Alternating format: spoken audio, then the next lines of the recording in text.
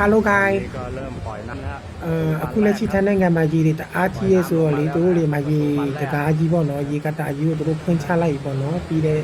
ဒီတရက်နှစ်ရက်အတွင်းမှာအဲ့မျိုးမဖွင့်ချလည်းမရဘူးလေပြီးလေရေကလည်းအမှအများကြီးဟိုရေတွေကမြင့်တက်လာတော့လေသူတို့အနေနဲ့ကြောက်ရဆိုတော့ဖွင့်ချရတာလေမကြည့်ပါဘူးနောက်အယူထျားမှလည်းရေတကယ်ကြီးတယ်တကယ်ချင်းစီပိုလန်ထိုးလိုက်တော့ဟုတ်တယ်သူတို့ကမှကြီးတယ်ပေါ့နော်ဒါပေမဲ့မရောက်ဘူးကျန်တဲ့အေးမိနစ်ပိုင်းမှာကျွန်တော်နေကုန်တယ်ပေါ့နော်အဲ့ဒီပါတယ်မြုပ်တာပေါ့မကြည့်ပါဘူးကြီးတယ်အမျိုးလွှင့်ချမှာပဲနည်းနည်းအဆင်ပြေမယ်ထင်လို့သူတို့လွှင့်ချတာပြင်နေတာအစိုးရကဟိုလွှင့်ချခိုင်းရပေါ့နော်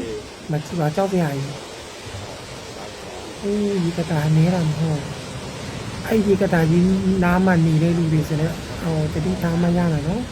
ก็มีคนมารอดูการปล่อยน้ำครับ ကြောက်ကြရည်